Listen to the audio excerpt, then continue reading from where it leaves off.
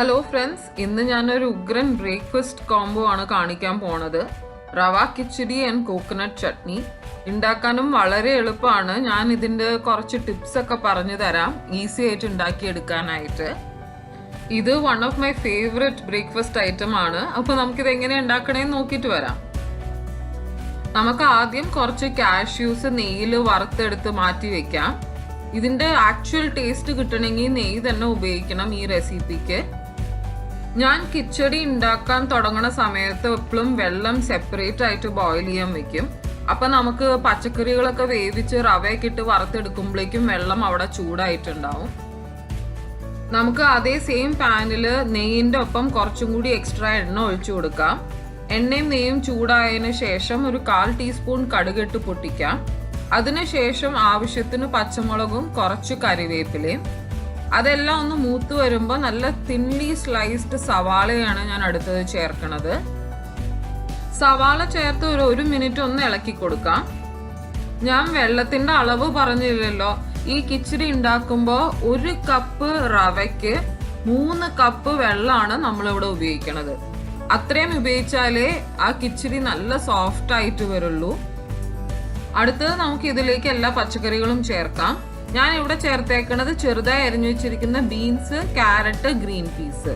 കുറേശ്ശെ ചേർത്താൽ മതി പച്ചക്കറികളുടെ ക്വാണ്ടിറ്റി കൂടിക്കഴിഞ്ഞാൽ പിന്നെ കിച്ചടിയുടെ റവയുടെ ഒരു സ്വാദ് നമുക്ക് കിട്ടില്ല. അപ്പൊ കുറേശ്ശെ പച്ചക്കറികൾ ചെറുതായി നുറുക്കി നമുക്ക് ഒരു 5 മിനിറ്റ് നല്ലോണം ഇളക്കി കൊടുക്കാം. ഇങ്ങനെ ചെയ്യുമ്പോൾ തന്നെ ഒരു 80% പച്ചക്കറികളൊക്കെ കുക്കായിക്കോളും. അടുത്തത് ഞാനൊരു മീഡിയം സൈസ് തക്കാളി ചെറുതായി അരിഞ്ഞതാണ് ചേർക്കണത്.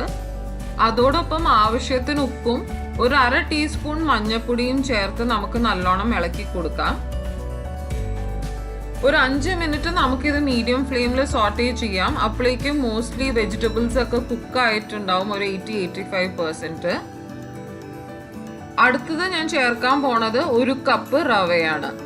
ഇതാണ് എൻ്റെ അടുത്ത ടിപ്പ്. നമ്മൾ എപ്പോഴും കിച്ചടി ഉണ്ടാക്കുമ്പോൾ റവ റോസ്റ്റ് ചെയ്തത് മാത്രമേ ചേർക്കാൻ പാടുള്ളൂ.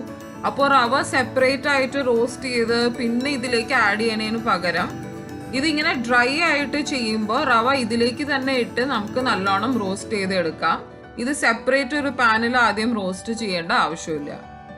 റവ ചേർത്ത് അറ്റ്ലീസ്റ്റ് ഒരു 5 മിനിറ്റ്സ് നമുക്കിത് മീഡിയം ഫ്ലെയിമിൽ ഇളക്കി കൊടുക്കാം. ഇത് കണ്ടിന്യൂസ് ആയിട്ട് ഇളക്കി കൊടുത്തോണ്ടേ ഇരിക്കണം. നടുവിൽ വെറുതെ വെച്ചിട്ട് പോയി കഴിഞ്ഞാൽ റവ കരിയാൻ ചാൻസ് ഉണ്ട്. നമുക്കിനി റവയ്ക്ക് ആവശ്യമുള്ള ഉപ്പും ഇപ്പോഴേ ചേർത്ത് നല്ലോണം ഇളക്കി കൊടുക്കാം.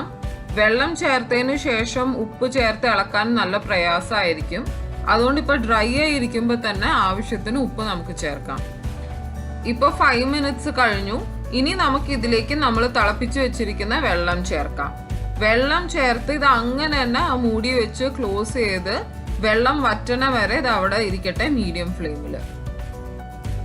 ഏത് കപ്പിലാണോ റവ എടുത്തേക്കണേ അതേ കപ്പിൽ തന്നെ വേണം നമുക്ക് വെള്ളം മെഷർ ചെയ്ത് ഒഴിക്കാൻ.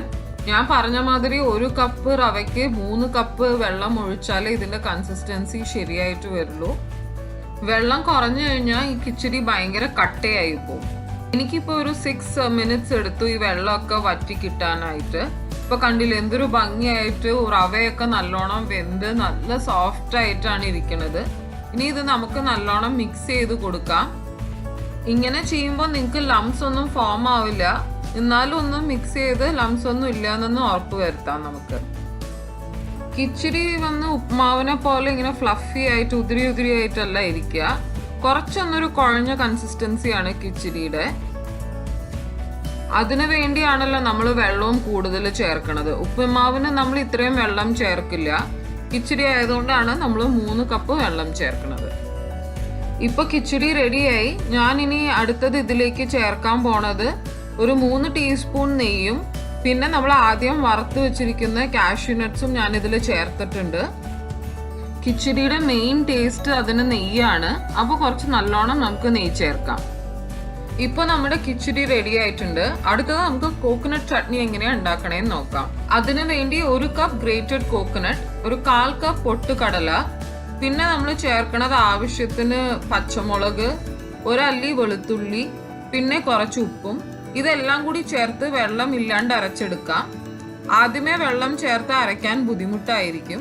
ഇപ്പൊ ഇത് നല്ലോണം അരഞ്ഞിട്ടുണ്ട്. അടുത്തത് നമുക്ക് ആവശ്യത്തിന് വെള്ളം ചേർത്ത് നല്ലൊരു ഫൈൻ പേസ്റ്റ് ആയിട്ട് ഇത് അരച്ചെടുക്കാം. ഇപ്പൊ ചട്നി നല്ലോണം അരഞ്ഞിട്ടുണ്ട്. നമുക്കിത് ഇനി ഒരു ബൗളിലേക്ക് മാറ്റി ഇതിലേക്ക് കടുക് വറുത്തിടാം. ഞാനിവിടെ 1 ടേബിൾ സ്പൂൺ വെളിച്ചെണ്ണയാണ് ഉപയോഗിക്കുന്നത്. അതിലേക്ക് കുറച്ച് കടുക് ഇടുക. കടുക് പൊട്ടിയതിന് ശേഷം ഒരു 1/4 ടീസ്പൂൺ ഉഴുന്നുപരിപ്പ്, 1 ചുമന്ന മുളക്, പിന്നെ കുറച്ച് കറിവേപ്പിലയും. ഈ ഉഴുന്നുപരിപ്പ് ഇട്ട് പൊട്ടിച്ചു കഴിഞ്ഞാൽ അത് കടിക്കാൻ ചട്നിയിൽ നല്ല സ്വാദായിരിക്കും. അപ്പൊ നിങ്ങൾ ഒന്ന് ട്രൈ ചെയ്ത് നോക്കൂ.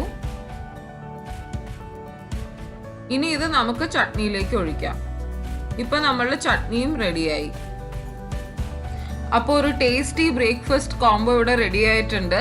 നിങ്ങളും ഇത് തീർച്ചയായിട്ടും ട്രൈ ചെയ്യണം. എൻ്റെ ചാനൽ ഇഷ്ടമാണെങ്കിൽ സബ്സ്ക്രൈബ് ചെയ്യുക. അപ്പോൾ നമുക്ക് അടുത്ത വീഡിയോയിൽ കാണാം. താങ്ക്